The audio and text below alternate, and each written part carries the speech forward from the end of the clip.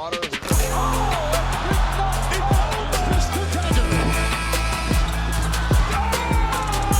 B going to work in the paint.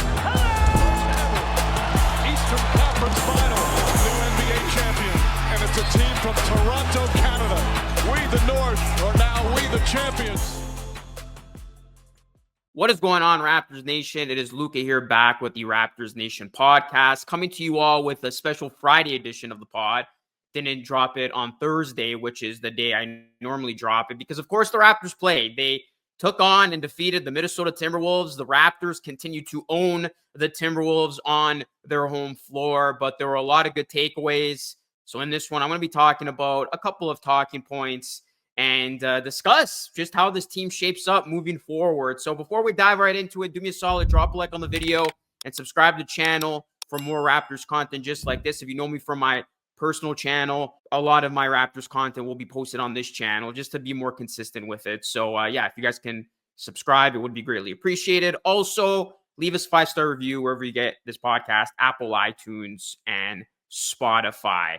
And of course, you can follow me on X at Luca Rosano 3. So the Raptors, they're on a 2-game winning streak. If they beat the Cavaliers some way, somehow on Sunday, we're going to have an early season pizza party. But this team, I mean, over the last 3 games, they've looked a lot better.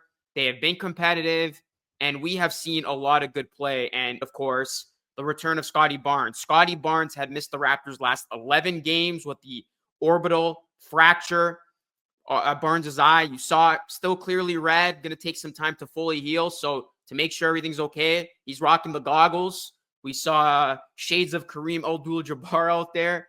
It was announced before the game that he was going to be able to suit up. He was going to be on a minutes restriction, and he did. He didn't play his usual minutes that we see from Barnes. But all in all, I mean, it was good to see Scottie out there. And what was unique was I thought Abaji was going to head back to the bench. That's what a lot of people thought. But Darko rolling the dice a little bit, instead benching Davion Mitchell. So he rolled Point Scottie, and we saw it early on in the get-go. I mean, Barnes, it didn't take long for him to get back into the flow of things, back into the flow of the offense. On the Raptors' first offensive possession of the game, he pushed the ball up the floor, and he found a cutting Grady Dick for the bucket. And then, of course, Barnes' first made 3.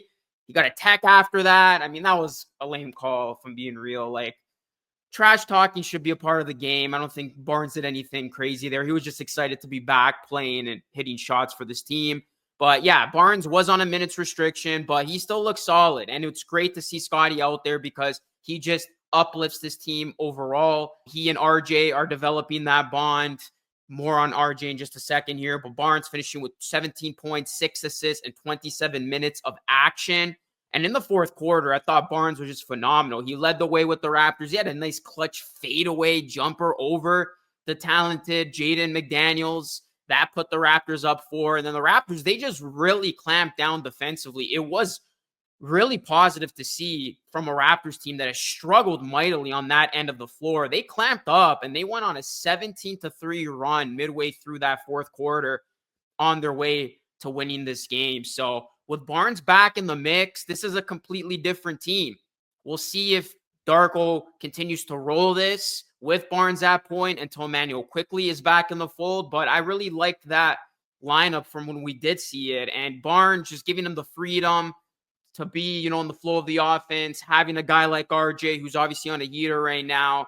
He just opens up so much, elite playmaker. He can score, and it's just the energy that he brings to this team. And then, of course, his defensive impact as well. So this is a much better basketball team with Scottie Barnes, and we saw that immediately from the jump, him being back. They are going to have a couple more days off, so that's good in terms of getting Scottie more rest.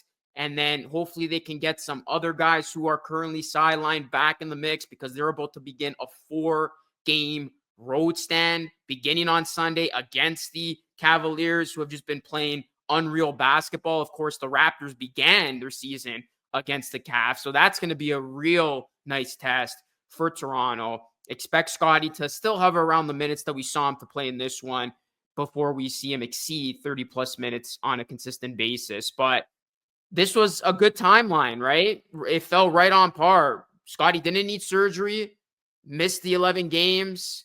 It seemed like he was going to be back towards the end of November. So he pretty much hit that timeline bang on. Scottie, he's back.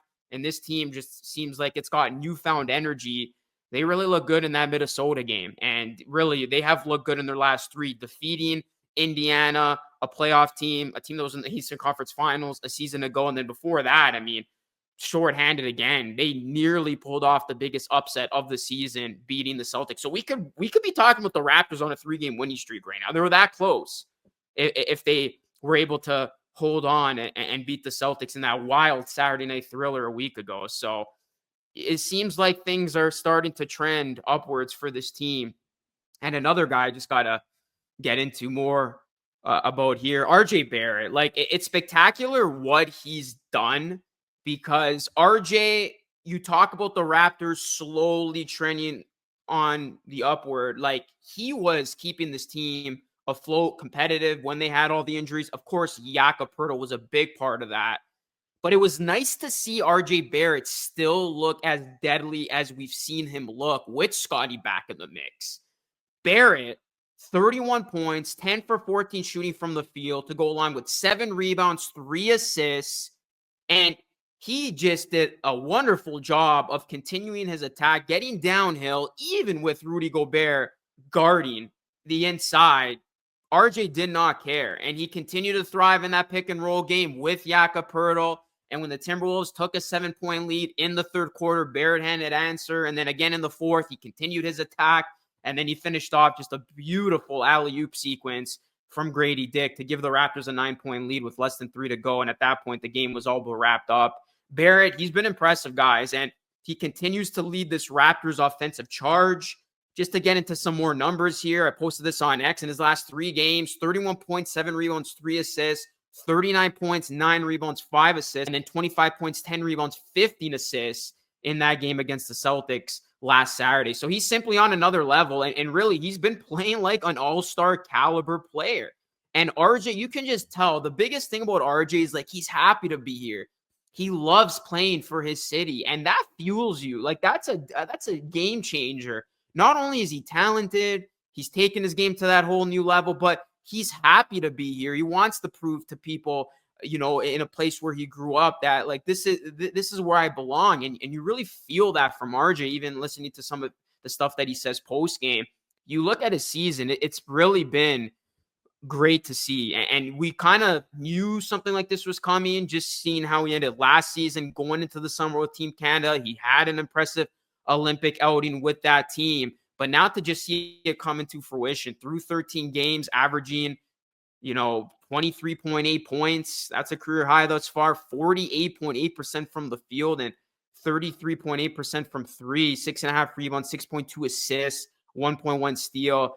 It's been the efficiency, shooting the basketball, especially when he just gets to his spots. And when he's inside, it's like we're getting an RJ Barrett bucket or something good's happening. So aggressive RJ is what you want to see. And it was good still seeing the RJ that we had been accustomed to seeing with Barnes. And, when you kind of look at the pecking order of the Raptors, I'm not going to say we always, there were a lot of people that did have RJ penciled in as that number 2, but a lot of people had maybe quickly penciled in that 2. And RJ penciled in as the 3, but RJ's for sure now become that 2 with Barnes. And you can even make an argument, maybe this is how things roll moving forward. And you're not unhappy if it results in wins where RJ kind of takes the lead offensively. Scottie's more of that playmaking type of hub. Of course, a solid defensive player, but on offense, it's RJ taking the charge. And we really saw it in a game like this. I know he was on a minutes restriction, but RJ still took the lead. He was still in command. And maybe that's something that works for this team moving forward, where we always envisioned it was Scottie A 1 and then quickly, or RJ B and C. But maybe RJ, in terms of the pecking order, is that go-to guy on offense. And this team thrives with that. And maybe they can continue to thrive with that moving forward. So that was a big takeaway, that RJ, he didn't really lose himself. You expected Yak's numbers to kind of fall back to reality. And of course, Grady, now that guys are back, even when Quickly's back into the mix, Grady's going to fall more down on that pecking order. And, if RJ, like he's not backing down. He's really continuing to find his offense. He's taking shots. He took 14 shots in this game.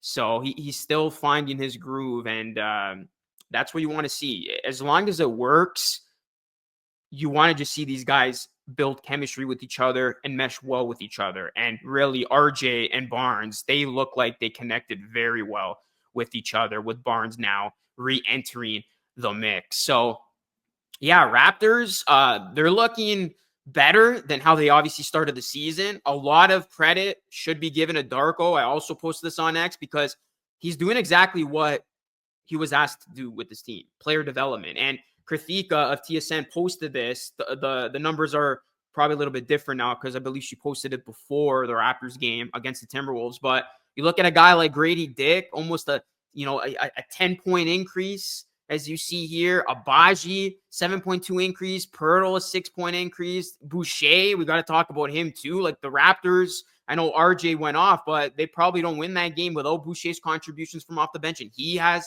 had a really good season compared to last season. He's plus 4.3. Mitchell as well, plus 3.1. And then RJ. So guys have seen their production go up. And then you can even go back to last season when Barnes made the leap. It was under Darko Rajakovic. So I know we get on Darko. He's definitely not a perfect coach, questionable play calls, all that. But in terms of the just basics of player development, he has been doing his job. And really, we're seeing it with all these players. All of these young guys have had nice stretches. And if it can all continue to piece together, the Raptors could blossom into something special here over the long haul. But let's talk about the big picture of this team moving forward.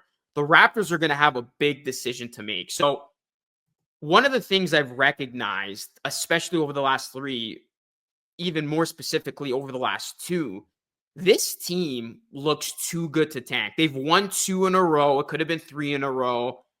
And just how they've been competing in all these games, you almost got the feeling like they were losing games a ton, but it was because they couldn't close out games. And it was because they were heavily depleted with key guys being out. But now as you start to see key guys coming back, Scottie quickly shouldn't be that far. Walter going to get reps with 905.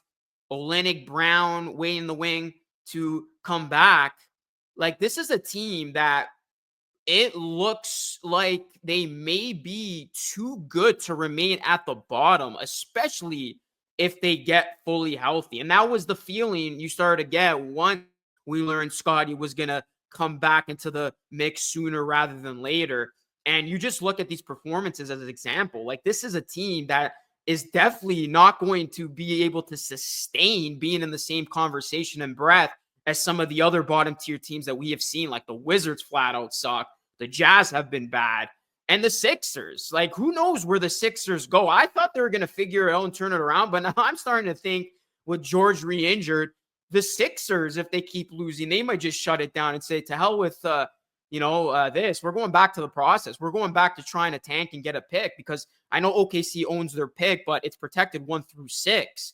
So it's going to be interesting to see how the Raptors approach things. RJ had a quote, don't have it in front of me, but he basically said, like, we're like, to paraphrase here, we're looking to win. And this really doesn't give you the vibe of a rebuilding, tanking team. I know we made the joke it's an ethical tank, but in most of these games, like, the Raptors were pushing to get that win, to get the result. And it's really been highlighted over this last week. So I don't know if this team is going to be able to remain at the bottom when they have this team fully intact. And then that ushers the question, is that the right approach? Because I know it's fun now. It's fun to win. Nobody wants to cheer for a loser, but it is a very talented 2025 NBA draft. And you can make the argument that this team at its peak is still kind of a middle of the pack team, not quite there. But then if you add a top 5 pick,